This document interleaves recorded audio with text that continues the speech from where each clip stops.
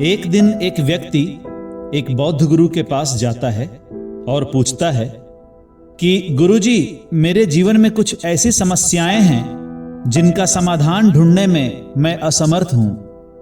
अब आप ही मुझे बताइए कि समस्याओं का समाधान कैसे मिले। उस व्यक्ति की बात सुनकर गुरुदेव मुस्कुराते हुए कहते हैं कि मैं तुम्हें उसका उत्तर जरूर दूंगा, लेकिन पहले एक कहानी सुनो। एक बार की बात है, किसी गांव में एक युवक और उसकी बूढ़ी मां रहती थी। वे बहुत गरीब थे और बेटा अपनी मां की देखभाल के लिए हमेशा किसी न किसी काम में लगा रहता था। एक दिन जब गांव के बुजुर्ग आपस में बैठकर इधर उधर की बातें कर रहे थे, तभी उनके बीच उस युवक की बात उठी। वे सभी प्रशंसा करते हुए कह रहे थे कि वह अपनी मां का देखभाल करने के लिए कितनी मेहनत करता है, और बातों बातों में उन्होंने महसूस किया कि अगर युवक की शादी हो जाए तो घर के कामकाज की समस्या दूर हो जाएगी। लेकिन उसके शादी की व्यवस्था करने के लिए कोई और उसके परिवार में नहीं था। तब गांव के बुजुर्गों ने फैसला किया कि वे उस युवक के लिए एक अच्छी लड़की ढूंढेंगे और उसकी शादी करवाएंगे।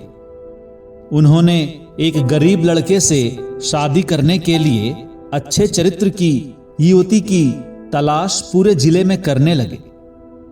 अंत में उन्हें एक युवती मिली जो युवक के लिए एक अच्छी जोड़ी की तरह लग रही थी। वह स्वभाव से कोमल और परिवार का देखभाल करने वाली लग रही थी, और उस युवक की तरह एक गरीब किसान परिवार से थी।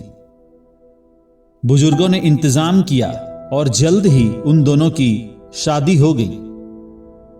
शादी के कुछ समय बाद युवक को यह एहसास होने लगा कि उसकी पत्नी उतनी दयालु और निस्वार्थ नहीं है जितना सभी ने सोचा था।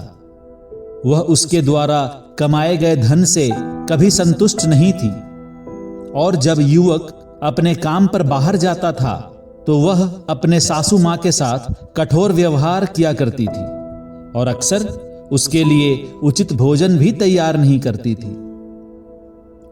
हर गुजरते हफ्ते के साथ उसकी मां पतली और कमजोर होती जा रही थी। जब उस युवक ने ऐसी स्थिति देखी और अपनी पत्नी के व्यवहार के बारे में सोचा तो क्रोधित होकर उसे डांटा, फटकारा और यह हिदायत दी कि वह उसकी मां के साथ अच्छा बर्ताव करे। क्रोध शांत होने के बाद उस युवक को लगता है कि शायद मैं जो कमाता हूं वह पर्याप्त नहीं है। अगर वो अपनी पत्नी के दृष्टिकोण से स्थिति के बारे में सोचने की कोशिश करे तो एक गरीब किसान की पत्नी होने के नाते घर चलाना आसान नहीं होता, और वह सोचता है कि यदि मैं उसके साथ करुणा और प्यार के साथ व्यवहार करूं तो शायद मैं उसके कठोर स्वभाव को उसके भीतर से निकाल सकूं, और तब शायद वह मेरी मां के प्रति बेहतर व्यवहार करे। उसने यह तरीका आजमाया, लेकिन उसकी पत्नी का व्यवहार ठीक होने के बजाय और बिगड़ता ही गया। अंततः उसने महसूस किया कि वह अपनी पत्नी के व्यवहार के बदलने का इंतजार नहीं कर सकता। उसे खुद से कुछ करना होगा, नहीं तो उसे अपनी मां से हाथ धोना पड़ेगा। उसने कई दिनों तक स्थिति पर गहराई से विचार किया, मंदिर जाकर भगवान से राह दिखाने की प्रार्थना की, लेकिन उसे कुछ भी नहीं सूझ रहा था।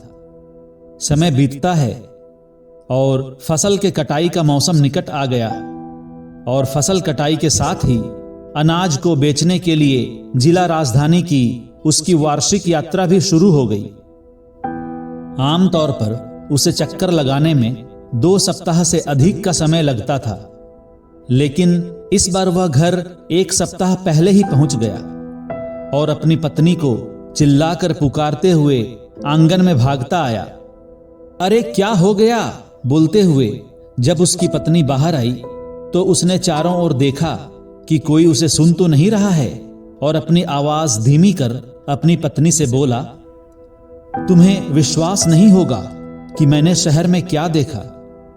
बड़े बाजार के हलवाई गली में दासों के रूप में वृद्ध महिलाओं को खरीदा और बेचा जा रहा है। कमजोर और दुबली पतली महिलाओं के लिए 200 मुद्राएं और स्वस्थ मजबूत और मोटी ताजी वृद्ध महिलाओं के लिए 1000 मुद्राएं मिल रही हैं। चलो मेरी मां को वहां बेच देते हैं, 200 मुद्राएं मिल जाने के बाद जिंदगी आसान हो जाएगी। इस पर उसकी पत्नी ने कहा, अगर 1000 मुद्राएं मिल जाएं तो? लेकिन यह दाम तो मोटी महिलाओं के लिए है, युवक ने कहा। इस पर उसकी पत्नी बोलती है, हमें पहले उसे मोटा करना होगा। तुम सही कहती हो, लेकिन किसी से इसके बारे में एक शब्द भी नहीं कहना। अगर दूसरे लोग भी अपनी मां को बेचना शुरू कर दे तो हमें अच्छी कीमत नहीं मिलेगी। क्योंकि 1000 मुद्राएं एक बड़ी राशि थी, देर रात तक उस युवक की पत्नी अपनी सास को मोटा और स्वस्थ दिखने के तरीकों के बारे में सोचती रही।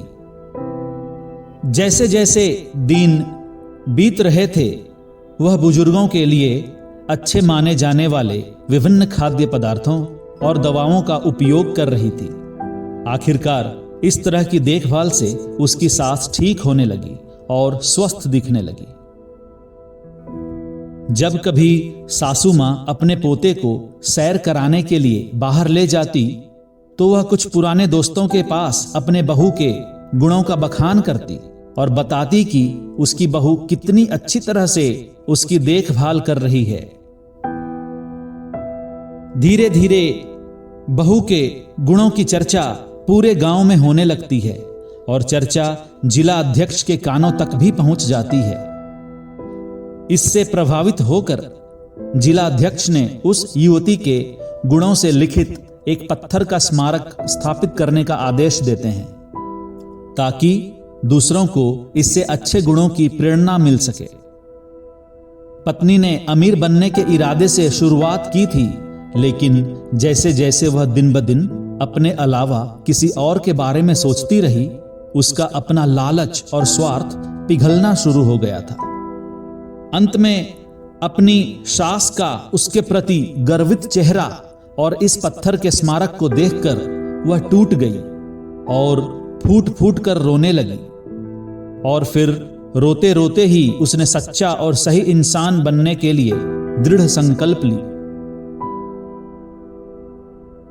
गुरुदेव कहते हैं, हमारे मौलिक मन और बुद्ध स्वभाव में अनंत ज्ञान है, हालांकि बिना प्रयास के इसे नहीं पाया जा सकता है।